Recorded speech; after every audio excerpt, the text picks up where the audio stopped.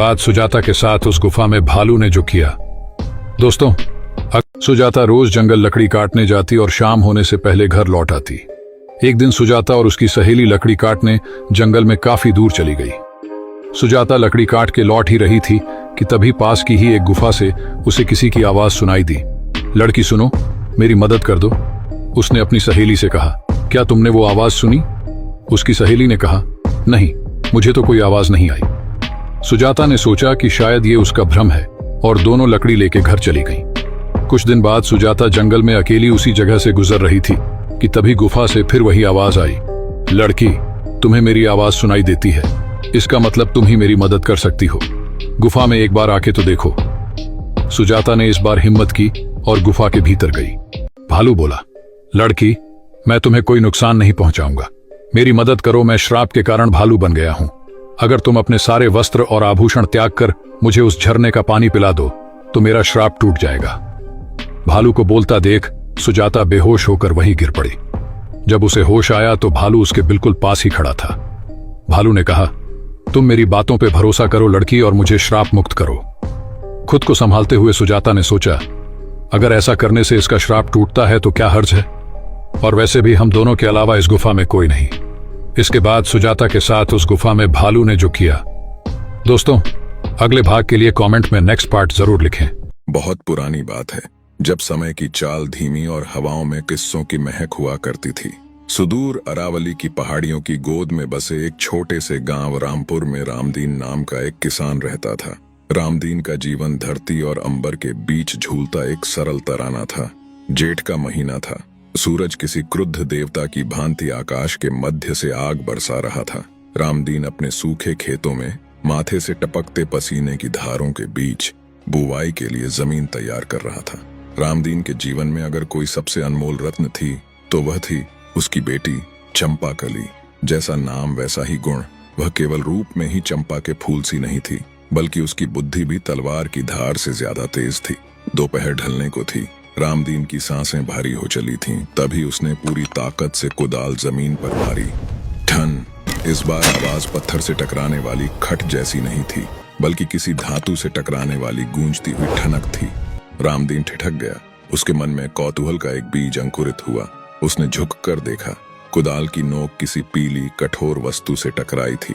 उसने अपने खुरदरे हाथों से मिट्टी को हटाना शुरू किया। जैसे जैसे मिट्टी हटती गई, वहां से एक अद्भुत चमक फूटने लगी। जब उसने उस वस्तु को बाहर निकाला और अपनी धोती के छोर से पोंछा तो उसकी आंखें फटी की फटी रह गईं। वह कोई साधारण पत्थर नहीं, बल्कि ठोस सोने की बनी एक छोटी सी उखल थी। रामदीन वहीं खेत की मेड़द पर बैठ गया। उसका भोला मन विचारों के भंवर में गोते लगाने लगा।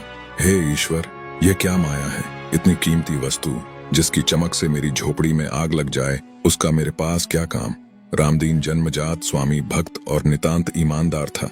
उसके मन में लालच का एक कतरा भी न था। ऐसी कलाकृति, ऐसा शुद्ध सोना, ये तो केवल राजाधिराज के महलों की शोभा बढ़ा सकता है। अगर मैंने इसे रख लिया तो पाप का भागी बनूंगा। मैं यह उखल राजा साहब को भेंट कर दूंगा। हो सकता है मेरी ईमानदारी देखकर वे मुझे कुछ इनाम दे दें, जिससे चंपा के हाथ पीले हो सकें। उसने उस भारी उखल को अपने पुराने मैले अंगोछे में ऐसे लपेटा। वह घर की ओर चल दिया, लेकिन आज उसके कदमों में थकान नहीं, बल्कि एक नई ऊर्जा थी। रामदीन जब अपनी टूटी फूटी झोपड़ी के पास पहुंचा, रामदीन हाँता हुआ भीतर गया। उसका चेहरा उत्साह से किसी बालक की भांति चमक रहा था। रामदीन ने अपनी धोती की गांठ खोलते हुए कहा, चंपा, अरे ओ चंपा, देख आज तेरे बापू के हाथ क्या लगा है। चंपाकली ने उखल को हाथ में लिया। रामदीन ने उत्साह में भरकर कहा, है ना अद्भुत? मैंने सोचा है बेटी कि कल भोर होते ही मैं राजमहल जाऊंगा और इसे हमारे न्यायप्रिय राजा को भेंट कर दूंगा। यह राजसी वस्तु है, हम गरीबों के घर में इसका क्या काम? चंपाकली ने उखल को जमीन पर रखा। पिताजी, इसमें रत्ती भर भी संदेह नहीं कि यह ओखली बेजोड़ है, पर आप दुनियादारी नहीं समझते। ये अमीर लोग और विशेषकर राजा महाराजा बड़े रहे नक्श रहे होते हैं। उनकी नजरों में अमृत में भी जहर खोजने की आदत होती है। रामदीन अकुलाकर बोला, तू क्या कह रही है पगली? मैं उन्हें भेंट दे रहा हूँ, कोई भीख थोड़ी मांग रहा हूँ। राजा खुश होंगे। चंपाकली ने पिता की आंखों में सीधे देखते हुए कहा, पिताजी, राजा इसमें जरूर कोई ना कोई खोट निकालेंगे। बड़े लोगों को भेंट देने में सम्मान कम और जोखिम ज्यादा होता है। हो सकता है आपको लेने के देने। रामदीन झुंझला गया। उसे अपनी बेटी की समझदारी आज कायरता लग रही थी। अच्छा मेरी बुद्धू बिटिया रानी, जरा मुझे भी तो बता, इस शुद्ध 24 कैरेट सोने की ढली हुई मूरत में भला क्या खोट है? महाराज इसमें क्या कमी निकालेंगे? चंपाकली ने मुस्कान के साथ कहा, सुनिए पिताजी, जब आप दरबार में इसे पेश करेंगे तो महाराज की आंखें चौंधियां जाएंगी। वे कहेंगे, वाह क्या कमाल की खूबसूरती है, बड़ी ही दिव्य है ये उखल। लेकिन अगले ही पल उनका शाही शक जागेगा। पर बताओ तो सही, ए मूर्ख इंसान, वे सोचेंगे कि आपने लालच में आकर भारी सोने का मूसल अपने घर में छिपा लिया है और केवल यह खोखली उखल उन्हें थमाने आए हैं। रामदीन ने माथे पर हाथ मारा। उसका स्वामी भक्त हृदय इस तर्क को स्वीकारने को तैयार न था। उसने आवेश में कहा, चुप कर पगली, हमारा राजा कभी ऐसा नहीं बोलेगा। उनका दिल दरिया जैसा विशाल है। तू क्या उन्हें भी अपनी तरह बेअक्ल और शक्की समझती है? उसने एक पुरानी फटी हुई थैली उठाई और उस बेशकीमती उखल को उसमें ऐसे डाल दिया जैसे वह कोई साधारण पत्थर हो। उसने थैली कंधे पर लटकाई और बिना पीछे मुड़े अंधेरे रास्तों को चीरता हुआ राजमहल की दिशा में बास चला। पीछे खडेढ़ी चंपाकली उसे जाते हुए देखती रही। उसे आभास हो चुका था कि सोने की यह चमक उसके पिता के जीवन में अंधेरा लाने वाली है। राजमहल के मुख्य द्वार पर पहरेदार पर्वत की भांति सीना ताने खड़े थे। रामदीन ने जैसे ही अंदर कदम बढ़ाना चाहा, पहरेदारों ने भालों को आरा कर दिया। एक पहरेदार ने कर्क आवाज में पूछा, ठहर, कहाँ मुंह उठाए चला जा रहा है? रामदीन ने कांपते हाथों से थैली को सीने से लगा लिया। मैं महाराज के लिए एक अमूल्य भेंट लाया हूँ, धरती के गर्भ से निकली एक सौगात। काफी गिरगिराने और थैली की एक झलक दिखाने के बाद उसे भीतर जाने की अनुमति मिल ही गई। रामदीन के कदम लड़खड़ा रहे थे। उसे लगा जैसे वह कांच के फर्श पर चल रहा हो। रामदीन ने डरते डरते राजा के चरणों में साष्टांग प्रणाम किया और थैली आगे बढ़ाते हुए कहा, अन्नदाता, मुझे अपने खेत में बुवाई करते समय यह ठोस सोने की सुंदर ओखली मिली है। मेरा मन गवाही नहीं दिया कि इसे मैं अपनी गरीब कुटिया में रखूं। यह केवल आपके राजसी महल की शोभा बढ़ा सकती है। इसे स्वीकार करें सरकार, आप मना मत करिएगा। जैसे ही राजा ने उस भारी उखल को अपनी हथेली पर रखा, शुद्ध सोने की वह चमक दरबार की मशालों को भी फीका कर रही थी। राजा ने उसे हर ओर से घुमा फिरा कर देखा।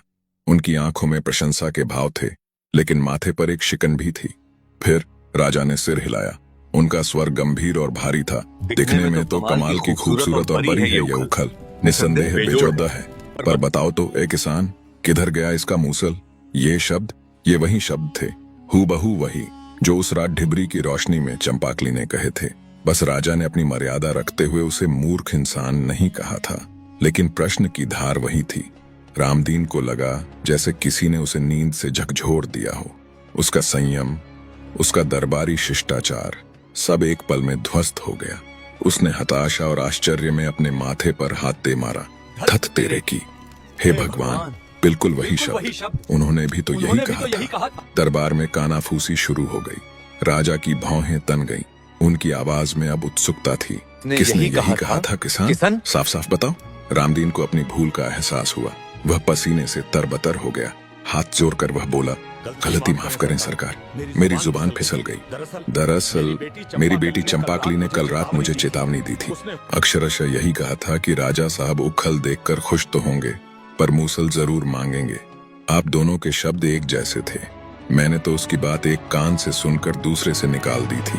उसे नासमझ बच्चा समझकर राजा के चेहरे से कठोरता गायब हो गई और उसकी जगह एक रहस्यमयी मुस्कान ने ले ली। उन्होंने अपनी दाढ़ी पर हाथ फेरते हुए कहा, ओह, तो तुम्हारी बेटी राजकाज और मानव स्वभाव की इतनी गहरी समझ रखती है। उन्होंने रामदीन की ओर देखा और कहा, ऐसा लगता है कि तुम्हारी बेटी बहुत चालाक है किसान, या शायद यह मात्र एक संयोग था। मैं उसे परखना चाहता हूँ। मैं देखना चाहता हूँ कि उसकी बुद्धि की धार वास्तव में कितनी तेज है। राजा के होठों पर एक ऐसी मुस्कान खेल रही थी जिसमें कौतूहल और सत्ता का नशा दोनों घुले हुए थे। उन्होंने अपनी उंगली के एक इशारे से संतरी को बुलाया। संतरी तुरंत एक मखमली थाल लेकर उपस्थित हुआ, जिसमें एक छोटी सी हथेली भर कपास की पुड़ियां रखी थी। वह कपास इतनी थोड़ी थी कि हवा के एक झोंके से उड़ा जाए। लेकिन रामदीन के लिए वह किसी पर्वत से कम भारी नहीं होने वाली थी। राजा ने वह पुड़िया रामदीन की ओर बढ़ाते हुए कहा, लो किसान, यह तुच्छ सी दिखने वाली भेंट अपनी उस विदुषी बिटिया के पास ले जाओ। रामदीन ने कांपते हाथों से उसे थामा।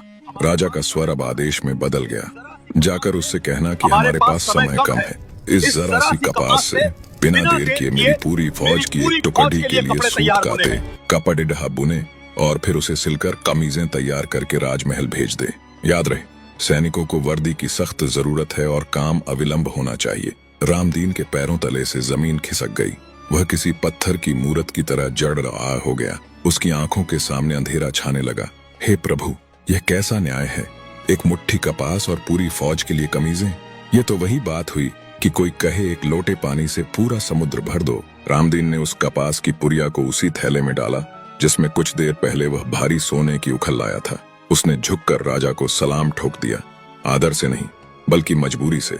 जब वह राजमहल के विशाल द्वार से बाहर निकला, सोचा था उखल के बदले राजा खुश होकर अशर्फियां देंगे, जागीर देंगे, और मिला क्या?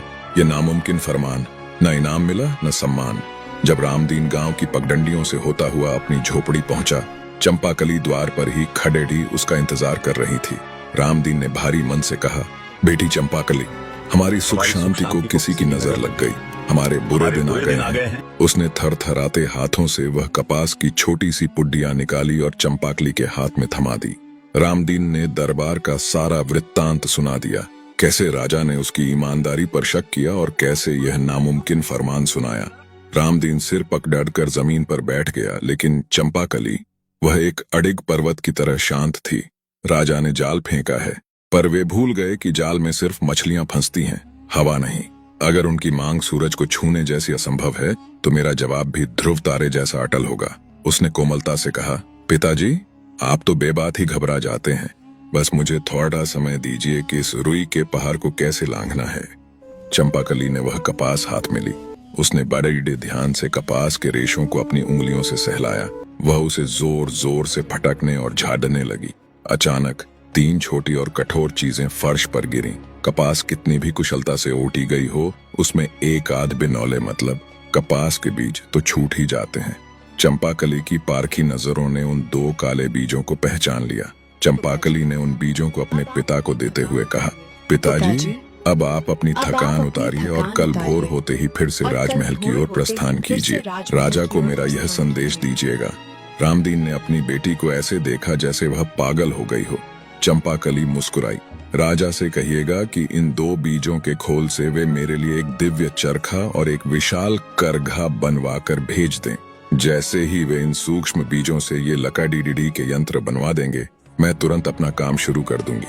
रामदीन की आंखें विस्मय से फैल गईं। उसे समझ आ गया कि अगर बीज से लकड़ी का चरखा बनना असंभव था, तो एक मुट्ठी कपास से पूरी फौज की कमीजें बनना भी उतना ही असंभव था।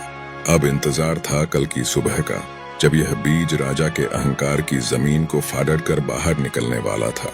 अगला भाग देखने के लिए कमेंट में नेक्स्ट पार्ट जरूर लिखें।